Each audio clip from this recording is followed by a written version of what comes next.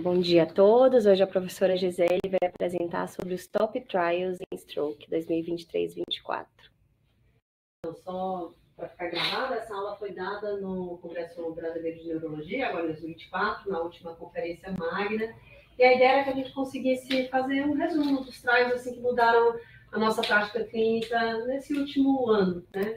E eu fiquei bem feliz de ver que realmente a prática clínica em AVC tem se modificado bastante, né? E eu resolvi dividir a aula em alguns tópicos, né? Então, os estudos que, na verdade, já deveriam ter mudado a nossa prática clínica, né? Então, foram publicados esse ano, mas tem um nível de evidência extremamente alto e talvez, apesar de alguns deles não estarem em diretriz, né, a gente deveria ter mudado a nossa prática com base na evidência que já existe, né? Então, eu acho que o primeiro estudo, na verdade, é uma coleção de estudos, que são os estudos em trombectomia mecânica em pacientes, né, com infartos grandes, ou que a literatura tem chamado de large core, né? Então, a gente tem essa colaboração, que se chamou colaboração magna, que juntou os três primeiros estudos, o Rescue Japan Limit, o Angel Aspect e o Select 2.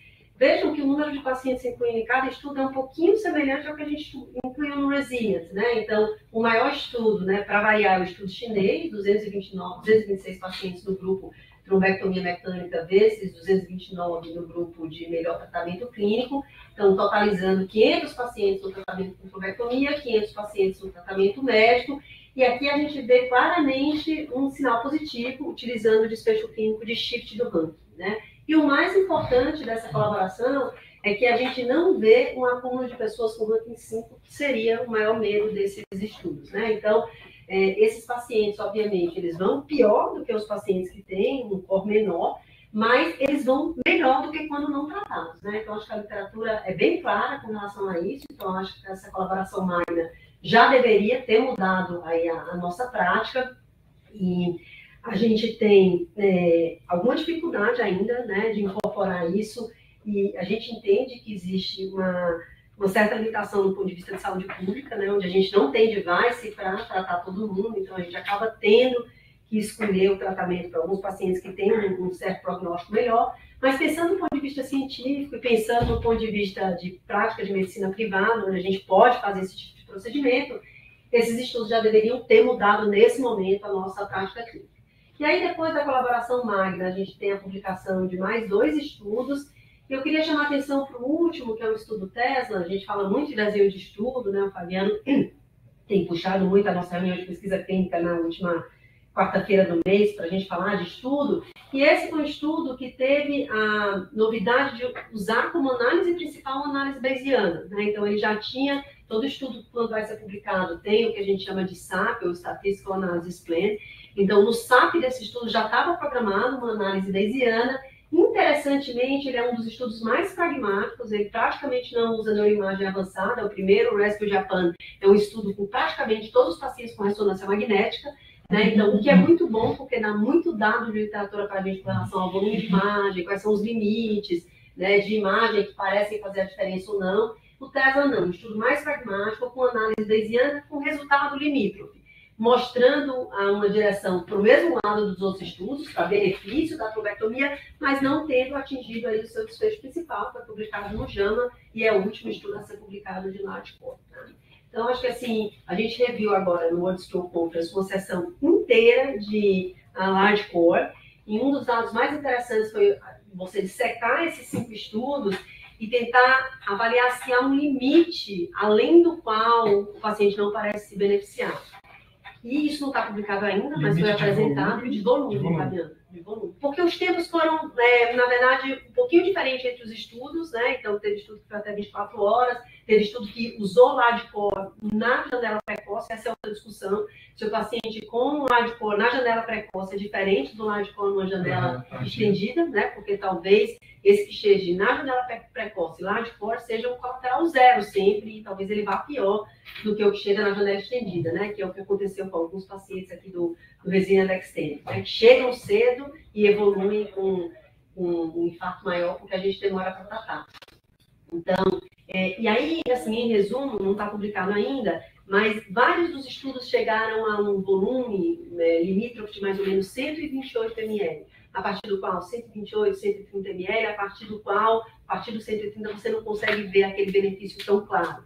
Isso bate com as análises de subgrupo do próprio Rescue Japan e do SELECT, que questionam aquele aspecto de 0 a 2, né? Então, mais ou menos 120, 130 ml seriam paciente, mais disso seria um paciente com aspecto extremamente baixo, talvez o aspecto 0. Então, eu acho que permanecem algumas questões. Não sou uma defensora de que é trombectomia para todo mundo, principalmente porque a gente vai discutir mais para frente, o nosso Resilient Extend, mas eu acho que dentro do sistema privado, no paciente que tem condição de ser tratado, né, então a gente não fica questionando muito se o paciente chega com infarto grande e ele tem 82 anos. A gente trata. Eu acho que a gente vai migrar para isso aqui. Eu acho que isso já deveria ter mudado a nossa prática clínica. Doutora Angie, tem um questionamento que foi feito também nessa última edição da Stroke, que é a avaliação da difusão na ressonância como core. Isso pode falsear um pouco, até porque a gente sabe que a difusão pode melhorar também. Exatamente. E aí o pessoal do Rescue Japan ainda não publicou essa frequência de alteração de difusibilidade. O outro dado super interessante que eu vi também é tentando, através da tomografia, você ter um linear de unidades Hounsfield, onde você diz assim, aquele tecido está morto, ali não tem nada, e naquele tecido onde a gente ainda tem alguma coisa, não é? O Gottstomala apresentou na sessão deles, né? Então eles têm algumas análises com isso, e com análise de edema cerebral também através da tomografia. Então, eu acho que aqui a gente tem um banco de dados de mais de 1.000 doentes com trombectomia large core, a gente vai conseguir selecionar um pouquinho melhor, né? Então, são duas perguntas, assim, eu acho que ainda permanece. O Fabiano levantou uma, que é o tempo, né? A outra é o limiar, se tem, além de volume, alguma maneira mais, assim, precisa da gente conseguir determinar tecido morto, tecido vivo, do que essa coisa grosseira que a gente usa de perfusão, né? E aí, assim, se a colaboração Magda e os 5 estudos de Lardcor fizeram a gente indicar, né, procedimento, às vezes a gente tem que pisar no freio, às vezes a gente tem que, né, fazer o estudo e olhar para os resultados e saber que talvez o que a gente está fazendo há algum tempo não seja a melhor prática clínica, né? Por isso que o estudo clínico é tão importante. Eu acho que o tempo 2 foi um estudo que veio mudar a nossa prática clínica para ser menos agressivo no tratamento dos pacientes com oclusão de vaso, mas com NAED extremamente baixo, né? Então, o estudo tempo 2 foi um estudo que a gente tentou trazer para cá, o Antônio tentou que alguns pacientes fossem incluídos, casou com o nosso período de fechamento do pronto-socorro, então, infelizmente, a gente não conseguiu incluir pacientes nesse estudo, mas alguns centros brasileiros incluíram. Em resumo, né, então, foi um estudo que randomizou pacientes, um grupo grande de pacientes, aproximadamente 800 pacientes, 400 em cada grupo. O paciente com NAED não incapacitante, né, NAED baixo não incapacitante, para o paciente receber tratamento com teleteplase, que hoje é eventualmente considerado o melhor trombolítico, por ter aí uma chance de recompensação mais alta, versus aí o melhor tratamento clínico, né? E esse estudo foi um estudo que foi interrompido precocemente, tá? Então, não mostrou nenhum resultado de benefício. E, pelo contrário, os pacientes que receberam a teleteplase, conforme esperado, tiveram uma taxa de sangramento maior, né? Então, foi um estudo que eu acho que deve mudar. Eu acho que a gente não deve trombolizar pacientes com NAED baixo que não sejam incapacitantes. Esse é diferente de um paciente que tem um NAED de 2, 3, mas tem uma paresia de perna, tem uma afasia. Esse paciente não entrou nesse estudo, né? Exatamente. Então, incluindo a hemenopsia. E aí a gente entra um pouquinho naquela discussão de medicina de precisão, né? Então, o NAED não é tudo, né? Então, o Paulo Nogueira fala muito, a gente não deve simplificar aí o prognóstico do paciente, a decisão de vida de um paciente por causa de um número, né? Então, mas eu acho que chama atenção para a gente de que a gente precisa ser mais cuidadoso. O estudo PRISMS já mostrava isso, mas o PRISMS não não exigia que o paciente tivesse aí a oclusão de vaso, né? Então, o PRISMS foi com alteplase. E o PRISMS foi feito com alteplase. E também foi interrompido precocemente, mas o PRISMS foi interrompido precocemente por falta de financiamento. Aqui foi interrompido precocemente pela análise interina demonstrar que não ia demonstrar a diferença, mesmo que o estudo seguisse, e que existia essa questão de segurança, né? Então, esse estudo está publicado já. Então, a Sheila Hughes, que é do Canadá, apresentou o resultado desse estudo no ESOC, e eu acho que a gente também já tem que incorporar isso na nossa prática clínica. Doutor, o tratamento padrão foi DAPT, pelo ABCD. O tratamento padrão foi DAPT, tinha uma percentagem de pacientes com uma antiagregação única, eu não lembro exatamente qual, então, mas a maior parte dos pacientes com DAPT, que é o que os estudos anteriores mostraram, né, se beneficiar.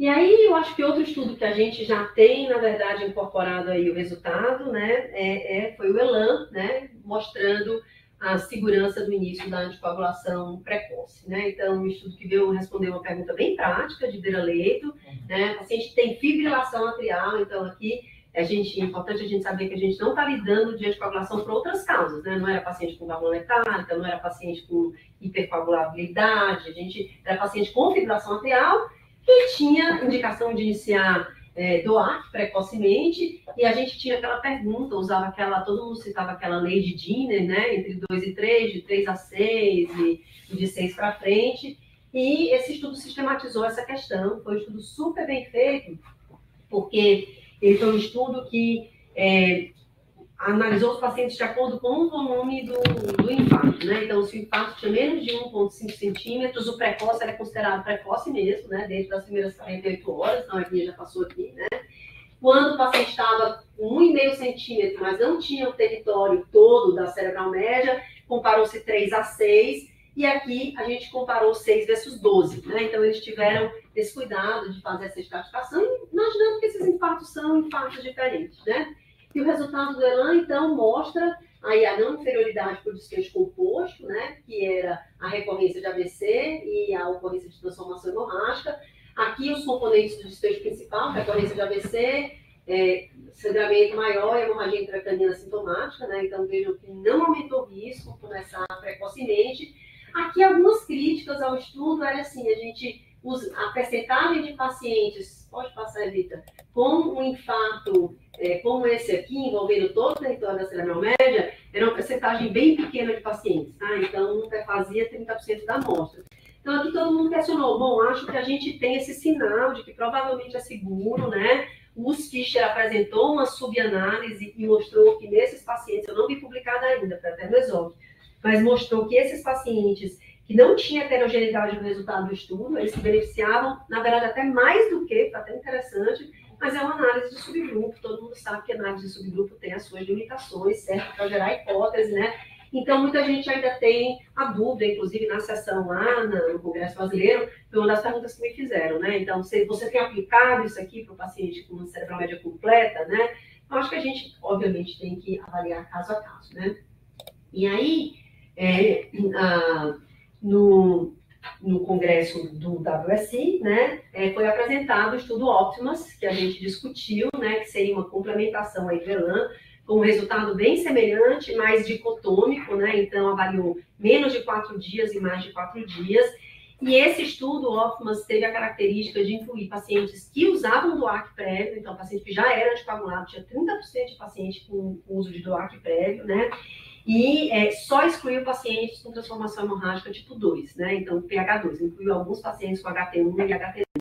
E o Optimus mostrou também aí um resultado semelhante, né? Claro que a meta-análise deve estar sendo programada para publicação, mas é bom quando os estudos vão todos na mesma direção. Então, com certeza, Fabiana. Então, assim como na colaboração Magna, né? Então, a gente vai ver resultado assim que fortalece aí a nossa segurança de usar esse anticoagulação de maneira mais precoce, né? Bom, esse é outro estudo que mudou a nossa prática também para pisar no freio, né? Então, que foi o Arcadia, um estudo um pouco mais antigo do que esses que eu estou citando, mas para quem não lembra do desenho do estudo, foram 3.745 pacientes avaliados, no final randomizaram um terço, de pacientes, sei que não é um paciente tão fácil de randomizar, 500 para cada braço. Em resumo, o paciente tinha que ter diagnóstico de ESUS com alguma característica que fortalecesse a hipótese de cardiopatia atrial, né? Então, alguns achados no eletrocardiograma, né? Ou, isso é uma crítica, né? Então, eles usaram também nível de VNP para randomizar o paciente. E se o paciente preenchesse esses critérios, ele era considerado como ESUS com característica de cardiopatia atrial, mas sem fibrilação atrial, randomizado para pixabana versus aspirina. E a expectativa era de que a gente visse nesse paciente ESUS um pouco mais selecionado, diferente do SPECT ESUS e do Navigate ESUS, uma diferença entre a aspirina e a pixabana, e aqui a gente realmente não vê, né? Então, os grupos são superponíveis e a gente permanece sem ter muito bem o que fazer com esses pacientes com ESUS, né? Continuamos dando antiagregação plaquetária, né? Que é o que a gente tem aí para fazer. Mas teve crítica, né, Gia, assim, porque eles chamaram de cardiopatia, foi bem frustrante, assim. Foi. Eu lembro que quando foi discutido. Principalmente, um terço dos pacientes foram incluídos com base no BNP. Isso. E pouquíssimos pelo tamanho do átrio, que é uma coisa que pra gente incomoda mais, né? Teve até ressonância cardíaca, né? Que eles mostraram fibrose arterial, etc. Foram, vamos dizer assim, critérios, sei lá, duvidosos aí de atriopatia, né? Quando você vai fazer um estudo clínico, né, tá vendo? Você pesa entre o pragmatismo, né, e a superseleção de pacientes, né? Então, acho que eles tentaram, eles pelo menos foram mais criteriosos do que os outros, né? Navigate ESOS, Respect ESOS, era ESOS ponto, não tinha que ter nenhum sinal de cardiopatia. Então, eles foram um pouco mais cuidadosos com relação a isso, mas mostrando que acho que, assim, para anticoagular mesmo, você tem que ter, né, provavelmente mais evidência. Um átrio de 60, talvez.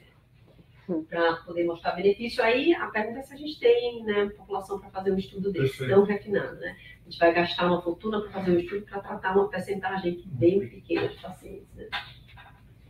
E a gente deixou um pouco de anticoagular assim com mais frequência, enquanto a gente tinha dúvida. Eu acho que muita gente anticoagulou, principalmente naquelas sacatriais muito frequentes, átrio grande, né? E nesses doentes eu acho que a gente vai continuar anticoagulando, né? Então é igual indução de hipertensão em paciente com isquemia cerebral tardia. A gente não tem o dado, mas é o melhor que a gente tem. Mas pelo menos para anticoagular de rotina, eu acho que a gente tem evidência que a gente não deve, né? E por fim, eu acho que um dos estudos mais importantes de mudança de prática é o Interact 3, né? Que é um estudo que randomizou os pacientes para aquele bundle de intervenção, incluindo redução de pressão arterial, reversão de anticoagulação, controle de glicemia e temperatura. Foi um estudo randomizado em cluster, teve uma característica de desenho, que um dia a gente pode discutir também, que foi aquele step wedge. Então, todos os centros passaram por todos os períodos, né? E teve uma participação bem grande no Brasil, a liderança aí do Otávio Max, que cruzei os dedos aí, hoje está fazendo concurso para professor titular lá na USP. Ah, legal. E o pensamento está nele, desde a madrugada. Você sabe que a minha madrugada é animada. Vai dar certo.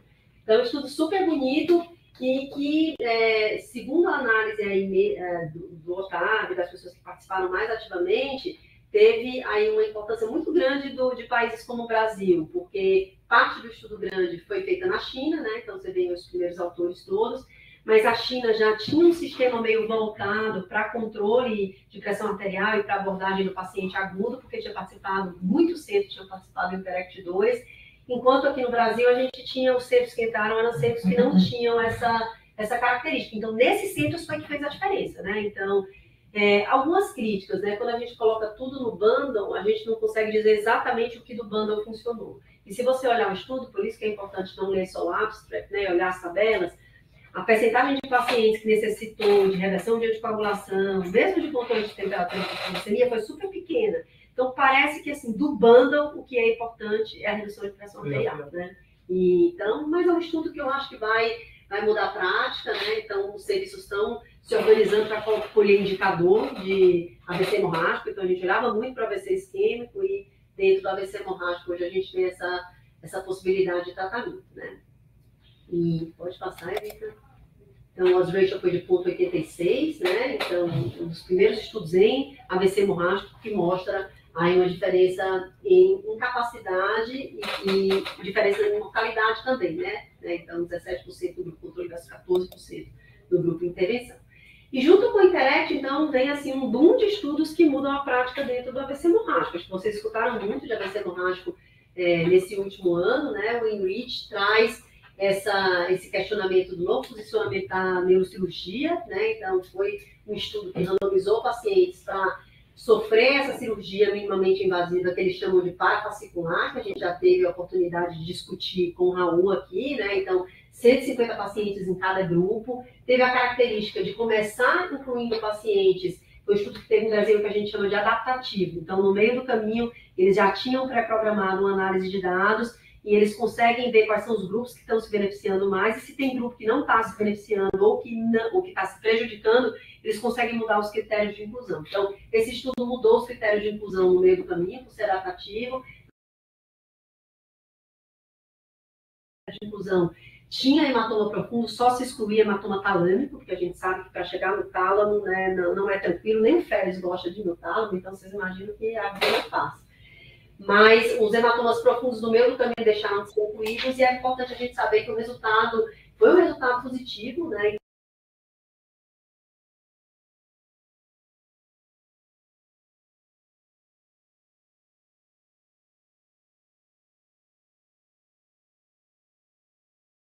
ponto de vista clínico, eu acho que não é para a gente sair operando todos os hematomas profundos, caudado, cápsula, né? Então a gente tem dado para hematoma lobar. Mas eu acho, por que eu incluí ele nos estudos que devem ter mudado a nossa prática clínica? Hoje eu acho que todo paciente com hematoma lobar deve ser considerado para cirurgia. E aqui tem uma super discussão, a Mara já teve isso, da disponibilidade que a gente tem no Brasil desse material para fazer cirurgia parafascicular, né? Então, vários neurocirurgiões falam que não é um material extremamente diferente do que eles já usam, né? Então, é um material que poupa aí os tratos, porque o problema de fazer neurocirurgia é isso, é você danificar o trato para chegar lá no hematoma, né? Então, acho que a incorporação disso talvez seja um pouco até mais lenta do que a gente tem visto com o internet, né? Então, tratar pressão, glicemia, temperatura, era algo que a gente pensava que fazia, mas está tentando implementar como bundle. Mas o procedimento cirúrgico eu ainda não vi tantos pacientes sendo operados depois da publicação do Greenwich, porque eu acho que essas dúvidas ainda param, né? Que tipo de material, quem é o paciente, as diretrizes não mudaram ainda, então vamos esperar. Nossa diretriz está no fundo.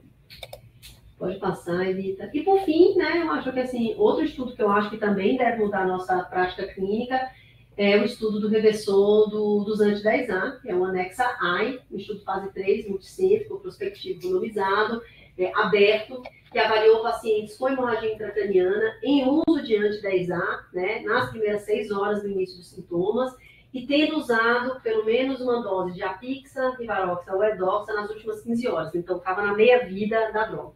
Randomizou pacientes para receber andexanet alfa versus tratamento usual. Tratamento usual incluiu o complexo protrombínico, que não é que eles receberam soro, né?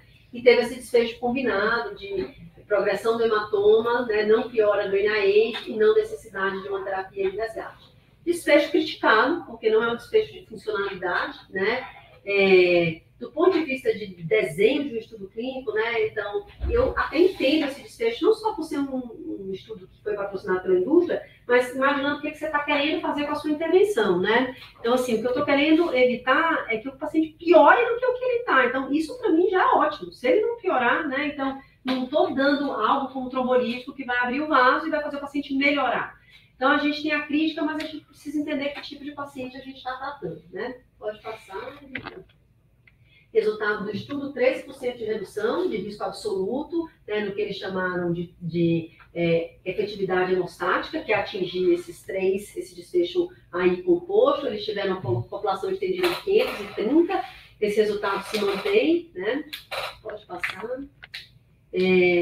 Aí só fazendo, volta lá, Vitor. Fazendo assim um adendo, apesar desses resultados bonitos do ponto de vista do desfecho principal, né, houve o dobro de eventos trombóticos nos pacientes que receberam andexanet alfa, né? Então, essa também permanece uma dúvida de para quem a gente vai incorporar, se nos pacientes com alto risco trombótico, se realmente essa medicação deve ser usada.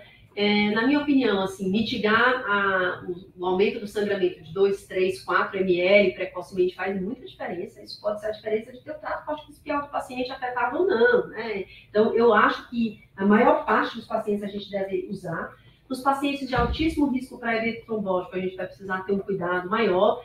Eu acho que uma das coisas principais é a gente ver a complicação dos eventos trombóticos e avaliar a temporalidade do reinício da anticoagulação, porque esses pacientes eram pacientes que tinham indicação de usar anticoagulação, por isso estavam anticoagulados, né?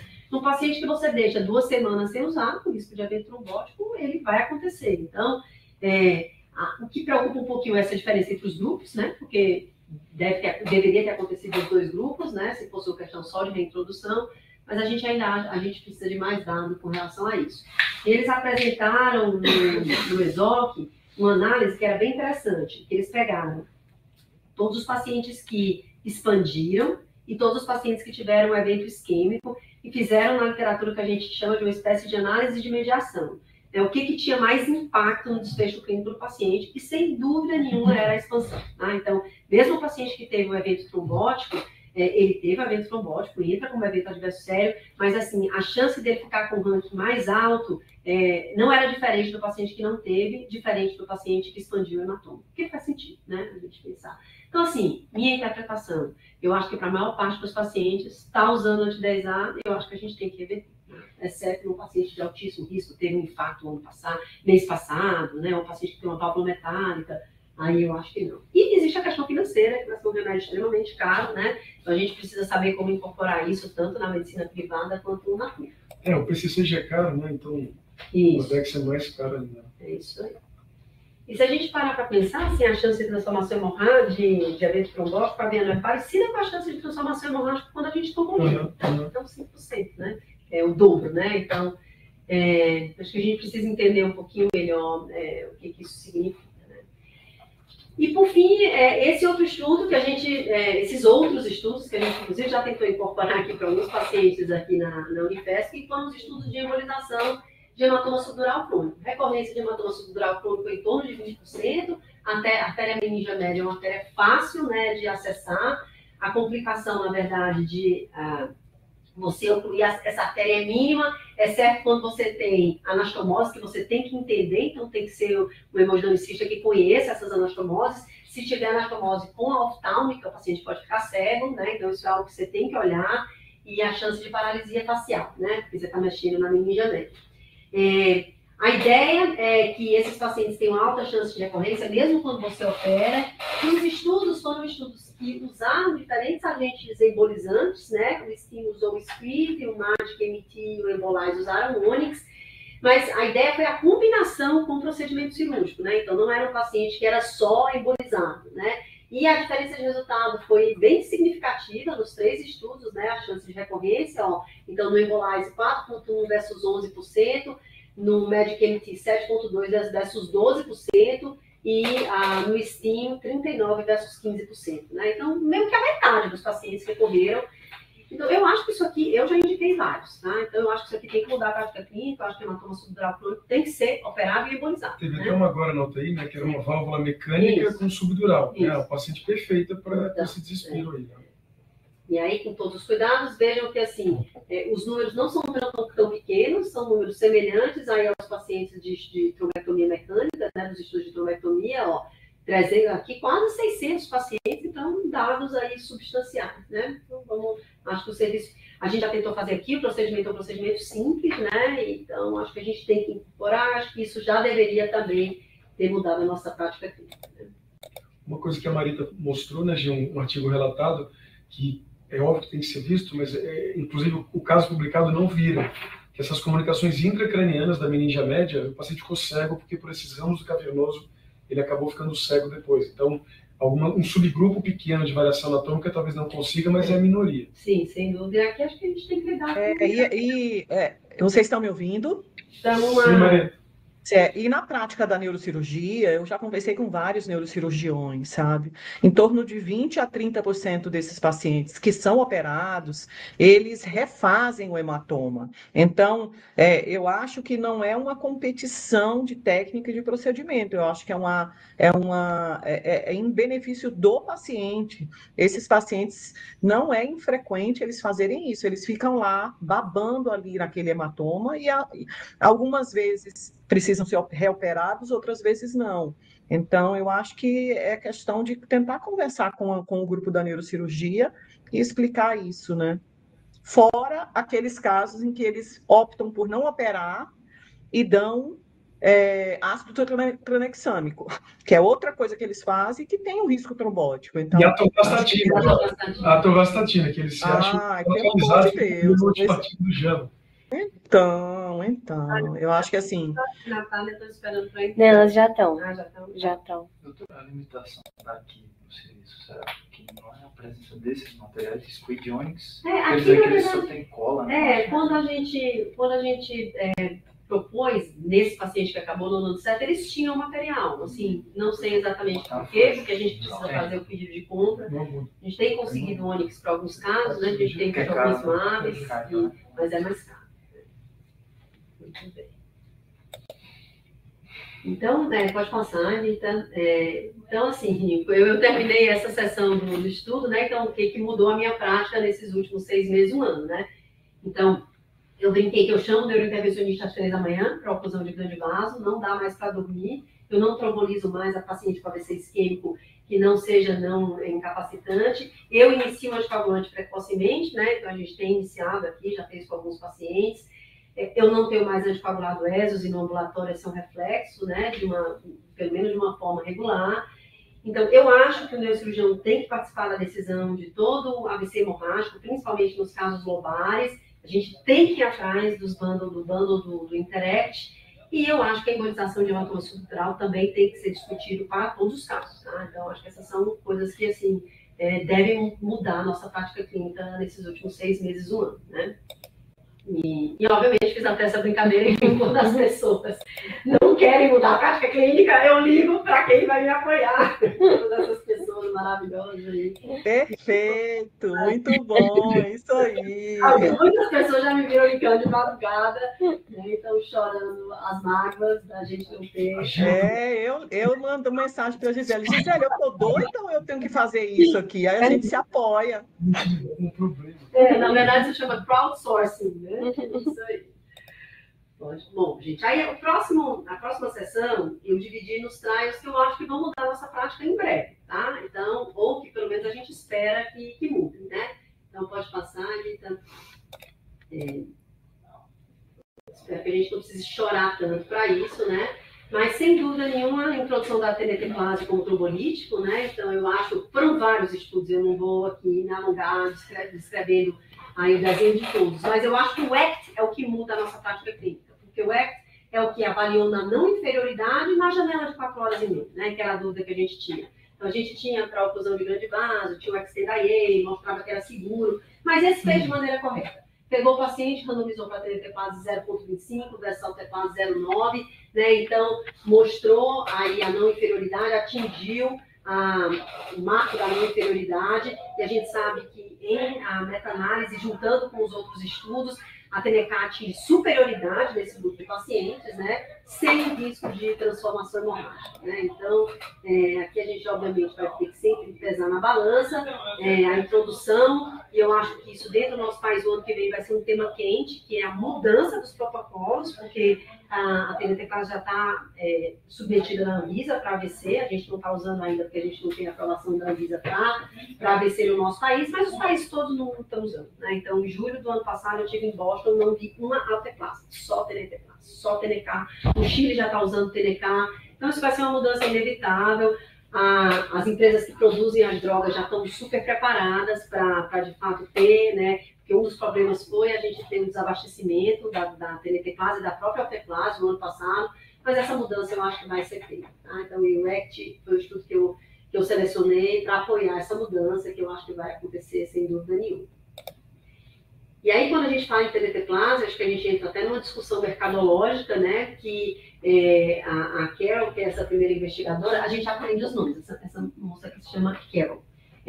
Todo mundo tem um nome orientado, né? Então, ela ficou um tempo na Califórnia e ela trabalha como pesquisador chinês, que é um pesquisador que vem fazendo vários trials, né, pelo volume que eles têm de paciente na China, e eles apresentaram esse estudo, que é o TRACE-3, que é um estudo tanto importantíssimo para a TNT-clase, porque prova aí o benefício do uso da droga sem ser a droga de marca, produzida na China, né? E ele teve um desenho super inovador. Então, ele pegou pacientes entre 4 horas e meia e 24 horas do início dos sintomas, com oclusão de grande vaso, que tinham mismatch e que não podiam ser submetidos à trombectomia mecânica. Então, é um doente que chega aqui na nossa porta, tá? Então, chegou, não tem trombectomia mecânica, tem o tecido saudável, eles usaram um mismatch de 1,8, com um volume de 70 no máximo, randomizaram para receber TNT-clase chinesa versus placebo, que era o tratamento usual, né? Foi considerado ético, né? Então, aqui, igual resiliência, ninguém questionou, né? Porque eles podiam ir para a trombectomia mecânica. Teoricamente, se a trombectomia mecânica estivesse disponível, né? E foi um estudo que, pode passar, Rita, mostrou um claro benefício da TNT-clase nesse grupo de pacientes, né? Então, a tradução disso para a nossa prática clínica, né? Se a gente tivesse TNK aqui, chegou o paciente, oclusão de grande vaso, tecido salvável, nessa janela estendida, TNK, sem dúvida nenhuma. Vocês podem até me perguntar, e a alteplase não? Talvez, né? Por que não alteplase, né? Então, que seria mais ou menos o paciente que entrou no Extend, né? A gente já tinha dado... A gente tem evidência até 9 horas, mas aí estende até 24. Então, um estudo super positivo e que tem essa característica de, eu acho, que abrir a discussão para a ausência de atrobectomia, que às vezes Europa e Estados Unidos não olham para isso, porque eles têm para todo mundo, e para a droga que não é a droga de marca, né? Então, talvez isso abra o mercado, né, para a gente ter aí valores mais baixos e um acesso melhor a essas medicações do mundo, né? O que é importante. A gente não tem compromisso com nenhuma empresa, a gente tem compromisso com o doente, né? E entrando dentro aí da seara dos trombolíticos, né? Essa complicação que eu acho que talvez tenha passado despercebida por muita gente, que é a reteplase, tá? Que também é um trombolítico, que nunca tinha sido avaliado de maneira rotineira, né? Que faz esse estudo, que foi um estudo grande, com 1.400 pacientes, estudo fase 3, né? Então, uma espécie de NIMBS nesses pacientes, mas comparando com a alteplase, né? A reteplase, ela é dada em 2 bolos de 18 miligramas, a alteplase dose usual, 0,9 miligramas por quilo, né? E esse estudo mostrou a não inferioridade da reteplase e uma certa tendência de superioridade com relação à alteplase, e é uma droga mais barata. Alguns países do Caribe têm reteplase e não têm alteplase. Então, a Sheila conta muito, que ela já foi questionada várias vezes. Posso usar reteplase? E ela sempre disse, não, a gente não tem um estudo ainda. Igual usar a pró-uroquinase, que foi reestudada aí, né, mais recentemente no World Stroke Conference. E agora sim, agora a gente tem um estudo, então se não tiver e você só tiver a reteplase, é uma opção de um novo trombolítico. Interessante, então, né? Faz um bolus em 2 dois bolos no começo e meia hora depois faz de novo. Interessante. Então, e foi um estudo de não inferioridade, mas os resultados foram melhores para a reteplase do que para a alteplase. 18 miligramas e 18 miligramas. Tá? Muito bem. E aí, então eu acho que isso aqui em breve, né? Então, novos trombolíticos, TNK, não tenho dúvida, talvez TNK numa janela estendida, e quem sabe novos trombolíticos como a reteplase, a peneteplase produzida em outros lugares, né?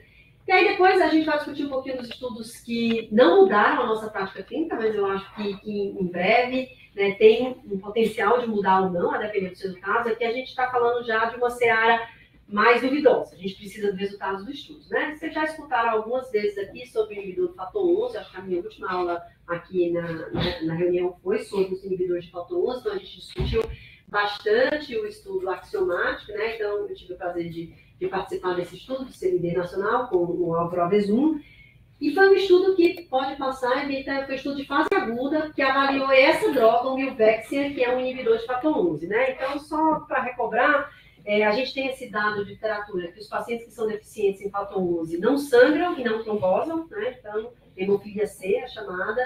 Então, muita gente saiu atrás da produção de moléculas, as primeiras estudos foram até tentando anticorpo monoclonal, oligonucleotídeo antissense, foram drogas que foram usadas inicialmente pós cirurgia ortopédica para prevenir TBP, e aí veio a ideia, bom, vamos usar para situações em que a gente tem trombo arterial potencial também. Então, o axiomático foi um estudo de fase 2, por isso tem todas essas doses avaliadas. No estudo de fase 2, você tem que chegar aí à conclusão de qual é a melhor dose. Para quem não lembra, o paciente tinha que ter AVC não lacunar, a gente participou aqui da escola, a Nayara foi uma super líder desse estudo, NAI de menor ou igual a 7, ou um AIT com ABCD2 score maior ou igual a 6, dentro de 48 horas do início dos sintomas. O paciente era randomizado para receber o milvexian em uma dessas doses, mais terapia de dupla de agregação plaquetária versus só DAPT, né? Então, o comparador era DAPT e o paciente era seguido até 90 dias, tá? Pode seguir, Rita. Resultado do estudo, esse estudo também teve um desfecho interessante, porque o desfecho principal era um desfecho combinado de recorrência de AVC e o acontecimento de lesões isquêmicas na ressonância magnética. Então, eles achavam que como iam ser pacientes com AVC muito leve, se a gente incluísse lesão isquêmica silenciosa, a gente teria um número maior de desfechos e estudar mais por o estudo, né? A maior parte dos pacientes entrou no estudo por ter AVC, 24% por ter AIT, eram AVCs leves, né? E aí de em torno de 2, e a mediana no início de sintomas, 35 horas mais ou menos, tá? Pode passar. Então, resultado, quando a gente vai para o desfecho principal, não teve diferença entre os grupos, né? Incluindo o desfecho composto de AVC isquêmico e esses AVCs assintomáticos na ressonância. Então, foi um estudo bem trabalhoso, porque todo paciente tinha que ter ressonância na entrada e em longo prazo, nos 90 dias, para a gente fazer a comparação, para saber se aparecia impacto nulo, né? Pode passar, Rita. Mas quando a gente vai para a ocorrência de AVC sintomático, houve um decréscimo gradativo, né, significativo, de acordo com as doses do milvexian, exceto nessa dose de 200 miligramas, que deixou todo mundo assim com aí a pulga atrás da orelha, né? Então, vai decrescendo, né? Então, foi super seguro, não teve sangramento. Nessa dose de 200 miligramas, não teve diferença. E assim, aqui tem vários questionamentos. Talvez fossem poucos pacientes, né? Foi um resultado que foi um resultado ao acaso, mas tem uma certa preocupação esse aumento de evento na dose de 200 miligramas 2 vezes por dia, tá? Pode passar. E ao mesmo tempo, né? Então é sempre bom a gente ter 2 grupos estudando a mesma coisa, né? Então, uma outra empresa que é a Bayer, o Milvexian é uma droga da Janssen, né? Então, em colaboração com a Bristol.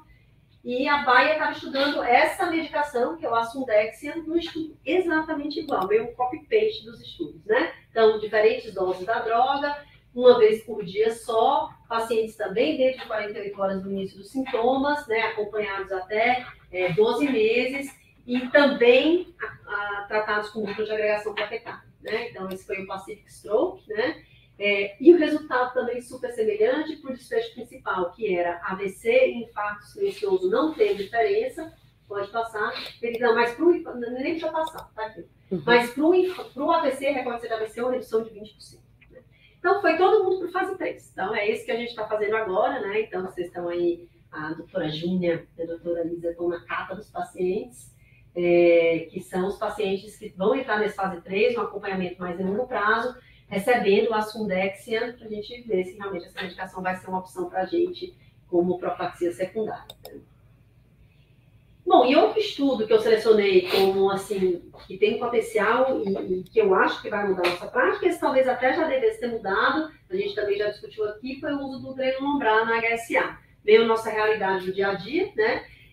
Um estudo pequeno, por isso que eu não coloquei ele no grupo anterior, que já em breve vai mudar. Mas foi um estudo que randomizou 300 pacientes com hemorragia subaracnoide para usar um dreno lombar em associação à derivação ventricular externa, quando o paciente tinha indicação de derivação ventricular externa. No final, foram 140 pacientes em cada grupo, né? Então, aqui a gente vê o aspecto da DVE e do dreno lombar, né? Então, super interessante como um aspecto mais hemorrágico, mais concentrado do dreno lombar. E a ideia é de que esse dreno lombar pudesse melhorar a chance de isquemia cerebral tardia e o prognóstico clínico em longo prazo, por fazer esse turnover do líquido nos pacientes com HSA, né?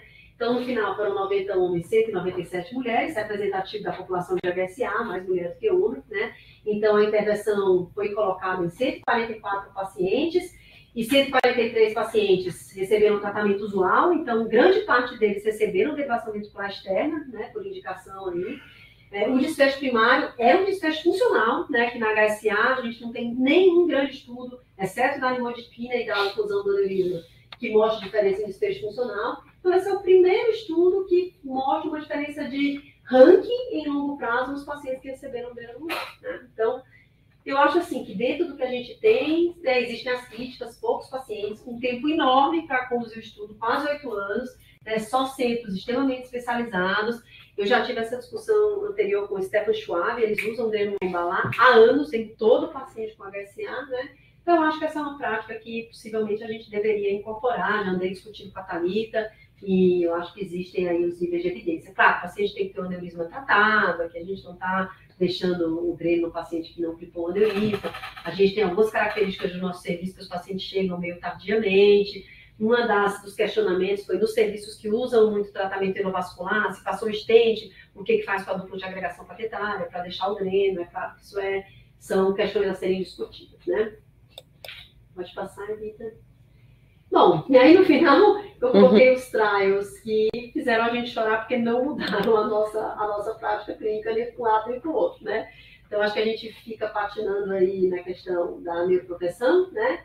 O Escape A1 foi um trial que a gente teve bastante esperança, faz um ano já que foi apresentado, no World Stroke Conference no ano passado, avaliou essa droga que chama nerimetide. Essa droga foi inicialmente estudada num grupo de pacientes global, que ele é um neuroprotetor, faz escape de oxigênio livre, né? Então poupa neurônio, e a ideia é que, como muitos outros neuroprotetores, a gente conseguisse ganhar tempo para reperfusão. Né? Então, no primeiro estudo do nerimetide, aconteceu um dado super interessante. A droga teve interação farmacocinética com o RTPA. Então, o resultado foi neutro, mas quando a gente tirava os pacientes que receberam RTPA, o resultado... Ganharam 2 estudos. Um estudo dos pacientes sem receber RTPA e outro estudo dos pacientes que eram submetidos à trombectomia mecânica, né? Para ver se com a reperfusão essa droga ia demonstrar algum benefício clínico. E vocês veem aqui, né, as barras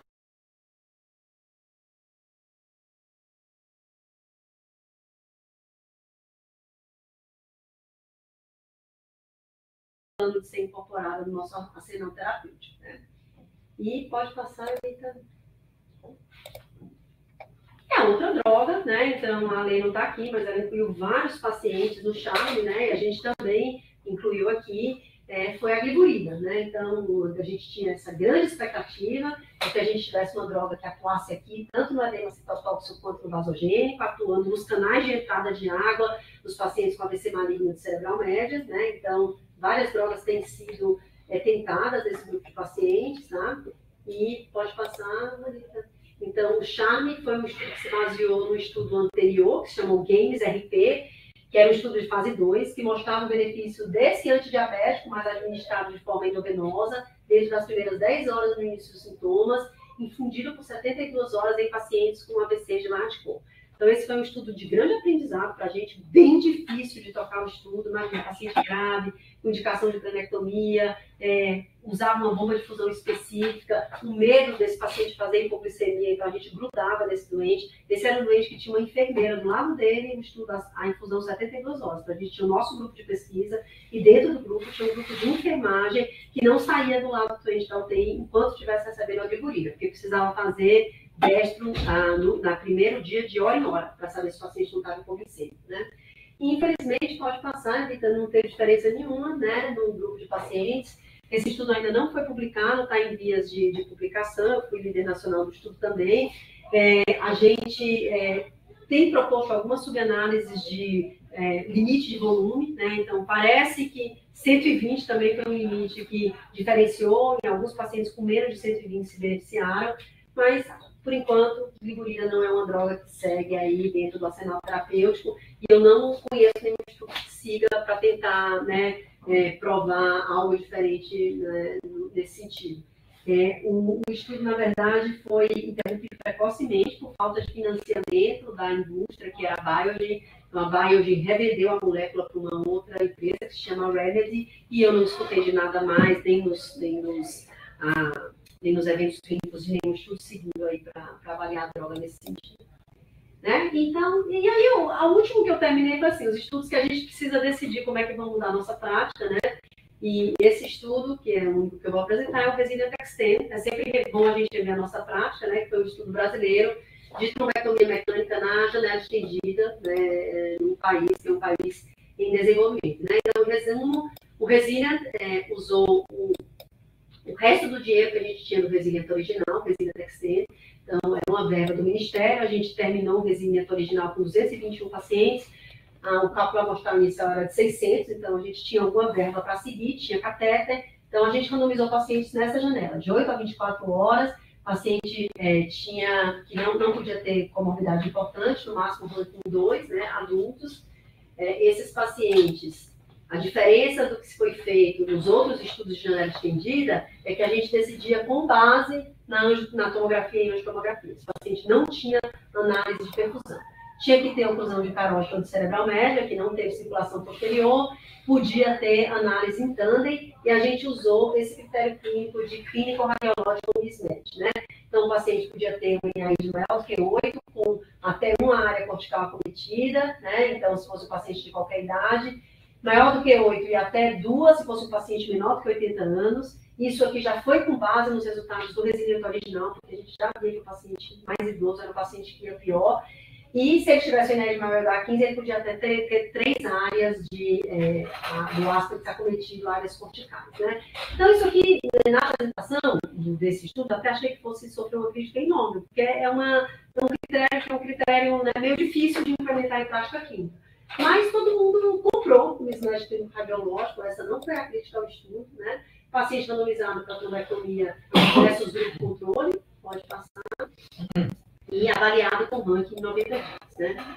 Então, o resultado foi esse, foi um resultado que realmente mostrou, vejam aqui, ó, mais pacientes com grupo trombectomia, sem dúvida nenhuma, ficaram com ranking de 0 a 2, né? 0, 1 e 2. Aí a gente vem aqui, para esse grande grupo de ranking 3, que é maior no grupo que recebe a trombectomia, o tratamento conservador, e uma mortalidade maior no grupo de trombectomia mecânica. Né? Então, quando a gente faz o desfecho principal, a análise do ranking, essa passagem do ranking 6 para 5, 5 para 4, 5 para 3, a gente tem que ter uma assunção do ponto de vista estatístico, né, de que tudo vai na mesma direção. Se tudo não for na mesma direção, a gente diz que essa presunção das odds proporcionais, ou das razões de distância proporcionais, ela é quebrada, e essa análise do shift não pode ser usada. É raro, estatisticamente, avaliar desse tipo. Então, nós saímos da análise ordinal, que era o desfecho principal, e fomos para a análise secundária, que era ranking 0 a 2, né? E com o ranking 0 a 2, o estudo é claramente positivo. Se a gente vai para o desfecho ranking 0 a 2, se a gente tivesse escolhido esse desfecho positivo, 27% no grupo trombectomia mecânica, 15% no grupo controle. Né? Quase tudo. E óbvio, por que eu coloquei esse estudo, né, nesse grupo, né, da gente decidir como é que isso vai mudar a nossa prática, né? O odds ratio foi de 2,6, né? Um odds ratio bem bom, extremamente significativo, né? A gente tem esse número necessário para tratar de 8, mas a gente tem essa pergunta, né? O que fez essa mudança? E parece que a resposta está aqui. Parece que a resposta está na idade, né? Houve uma heterogeneidade bem grande no resultado dos estudos, e os pacientes com mais de 70 anos não só não se beneficiaram da trombectomia, como se prejudicaram da trombectomia. Então, assim, uma grande discussão mundial, como é que a gente aplica esses resultados, pode passar. Uma grande, pode passar também, uma grande discussão de como é que, são várias conclusões, né? Uma grande discussão de como é que a gente interpreta dentro do nosso país, né? Então, vamos deixar de trombectomizar, maior do que 70 anos na janela estendida, né? Certamente no sistema privado, não. No sistema público, eu acho que a gente tem que ter essa discussão, né? Então, porque a gente não pode excluir essa bidirecionalidade e, realmente, a conclusão é que trombectomia mecânica não parece ser para todo mundo em todo lugar, né? Existe uma variação geográfica de acordo com a fragilidade da população, que talvez na nossa população seja explicada aí pela idade, tá? Muito bem, gente, né? Eu acho que esses eram os estudos, foi assim que eu dividi. Eu acho que agradeci ao pessoal do Einstein e, obviamente, a vocês todos. Então, aqui no dia a dia, fazendo esses estudos.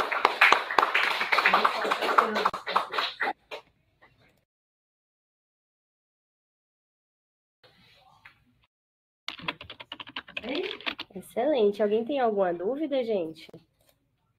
Eu tenho muito. Vocês estão Chora, né? Eu queria passar. Tem muitas, a Ingrid, é? Não, fui eu. Vocês estão me ouvindo? Passa o vídeo aí. Deixa eu abrir aqui.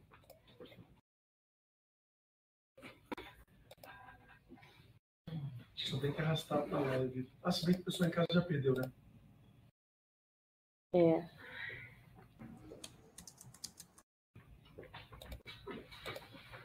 Estão me ouvindo?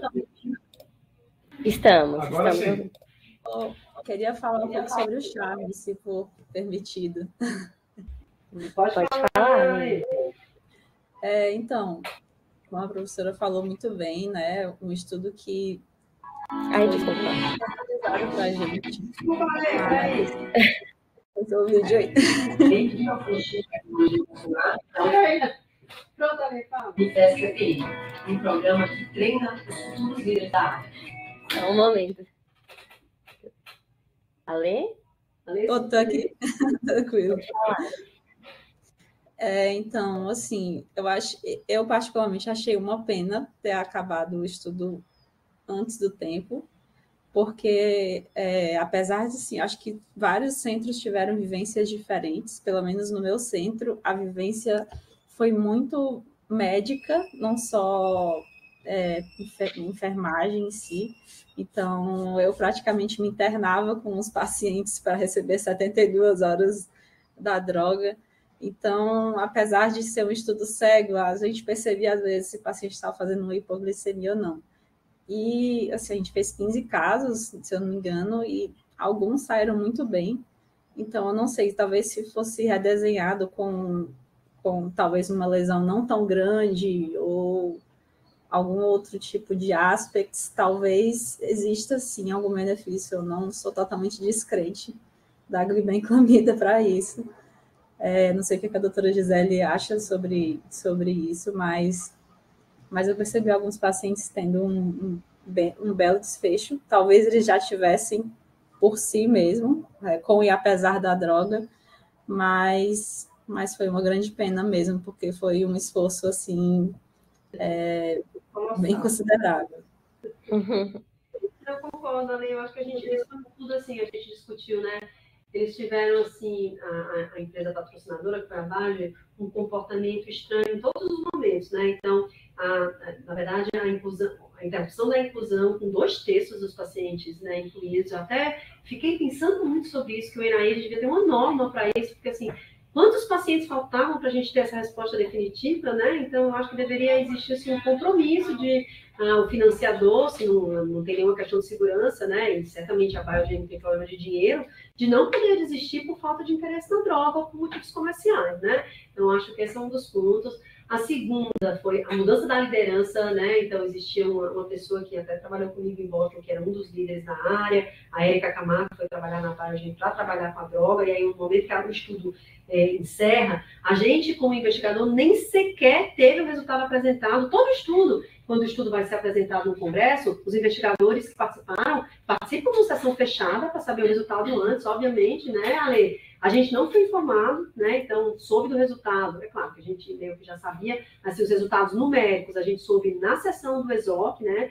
E a própria publicação vem só com, assim, um agradecimento aos centros, mas a autoria não foi discutida, então teve uma condução estranha esse final de estudo.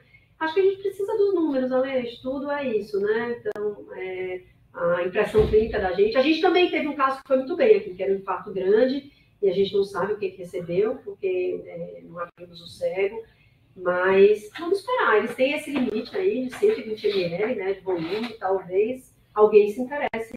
Ou então o próprio NIH, né? Geralmente, quando esses estudos dão negativos e a indústria não quer seguir, ou dão limítrofes e a indústria acha que não vai ter aí nenhum benefício assim, financeiro, às vezes o NIH incorpora e assume o estudo maior, né? Quem sabe, se tiver algum sinal. Né? Pois é, interessante. Obrigada, professora. Nada, Ale. Então, gente, eu vou só passar aqui o vídeo de divulgação do nosso fellow, que já está com as inscrições abertas. Compartilhe.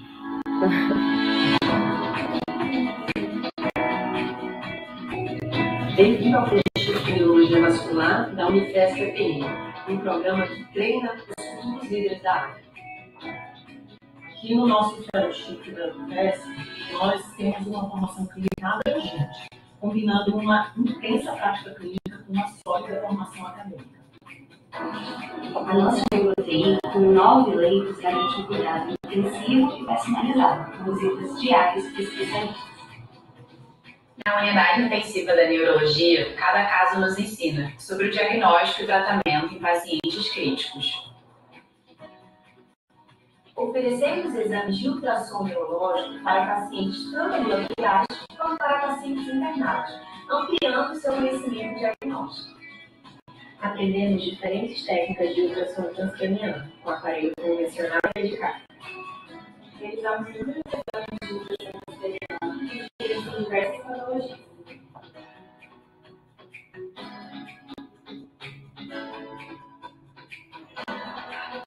As reuniões conjuntas são um diferencial.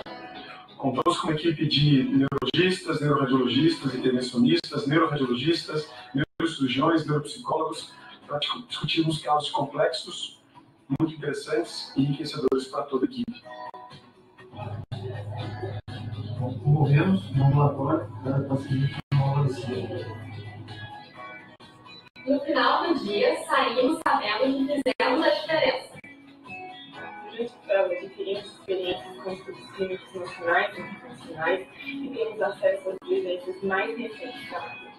E na Unifesp, nossos fellows, eles também fazem parte, são convidados a serem co-investigadores de vários trials internacionais e também nacionais. Além disso, anualmente nós temos a semana do curso de neurovascular, onde todos os conceitos básicos são oferecidos, um curso de conceitos básicos em Doppler transcraniano e também de pesquisa clínica. Aqui, nós fazemos a diferença para os nossos pacientes e para a nossa comunidade. Junte-se a nós.